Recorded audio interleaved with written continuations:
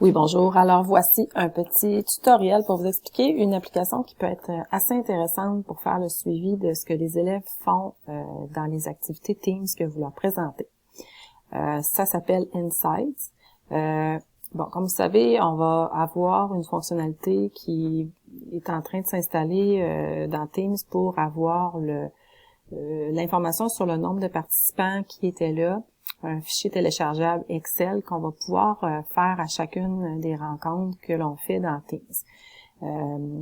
Si c'est pas là encore, on peut utiliser autre chose en attendant, comme par exemple un petit form qu'on met en début de réunion pour qu'ils cliquent leur présence. Mais un outil qui nous permet d'avoir beaucoup d'informations sur ce qui se passe dans Teams, même si on n'est pas là, par exemple, l'élève qui fait son devoir, est-ce qu'il a consulté un fichier, tout ça. Mais Insight nous permet de le faire. Donc, je vous montre comment l'installer. Donc, par exemple, je vais venir l'installer ici dans l'équipe mathématique du groupe 12. Donc, on vient cliquer sur le plus. Et on cherche Insight, mais il apparaît dans les premières applications que l'on peut installer. Donc, Insights, ici. On va faire ajouter. Ce sera important de décliquer ici publier dans le canal parce qu'on ne veut pas que les élèves de toute façon peuvent pas y avoir accès, donc on déclique ça. Ce qui est important de savoir, c'est que quand on installe cette application-là, elle analyse ce qui se passe dans le canal de l'équipe.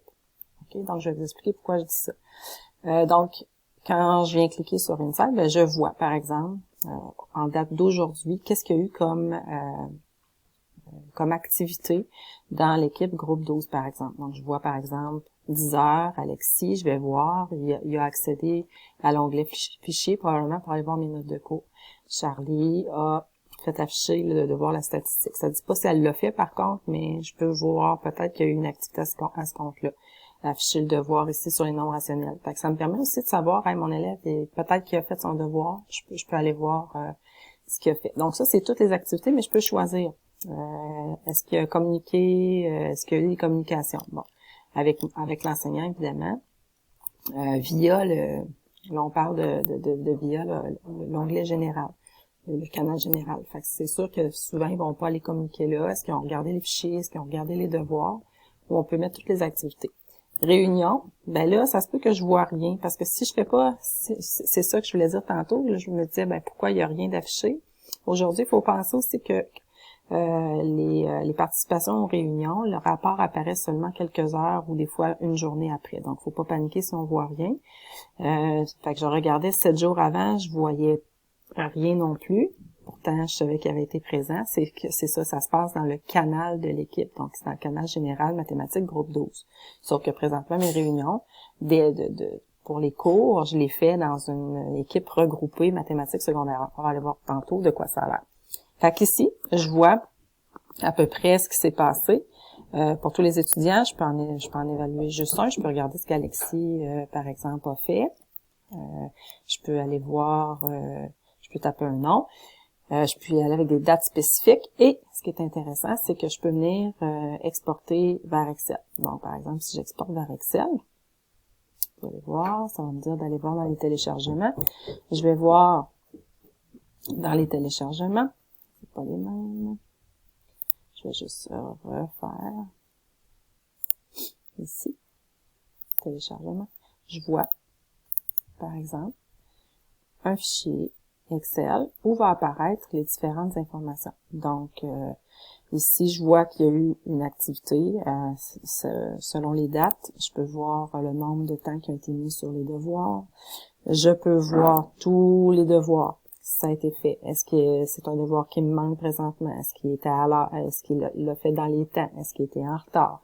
Je peux voir tout ça, puis je peux voir qu'est-ce qui a été fait. Fait que je peux faire en même temps, là, pas être obligé de toujours aller voir parce qu'on peut s'y perdre. Fait qu'avec ça, au moins, je sais qu'est-ce qui a été fait.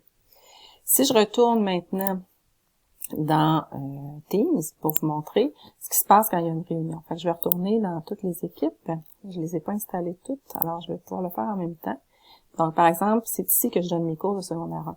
Fait que si je viens ajouter Insight, dans ce canal général-là, c'est là que je devrais voir la présence de mes élèves lorsqu'il y a eu des cours. Donc, si je me rappelle, les dates de cours. Je vais aller voir la date de vendredi. J'en ai eu un. Alors, on va voir ce qui s'est passé à cette date-là. Normalement, vous voyez là, si je regarde, je peux regarder toutes les activités, mais si je fais juste regarder les réunions, ben là, je vois qu'entre 10h30 et ici, là, dans ce laps de temps-là, cet élève-là a été, on voit 126 minutes parce que il y en a qui sont restés plus longs. C'était 138 minutes. Bon, je sais pas pourquoi, mais en tout cas, peu importe, on voit le temps, ça peut nous donner une idée de combien de temps ils sont restés branchés. Le temps me semble un peu étrange ici parce qu'il n'y a pas eu de réunion de 145 minutes, mais bon, c'est pas grave, on voit quand même qui était là ou pas. Donc, ça nous donne une bonne idée. Puis là, je vois tous les élèves, je vois ceux qui étaient pas là et tout ça. Donc, ça peut vraiment être aidant pour avoir les informations qu'on veut. Puis, c'est ça, quand je clique sur le nom de l'élève, je vois que c'était une réunion. OK? C'était pas en train de faire un devoir comme on voyait tantôt. Alors, voilà.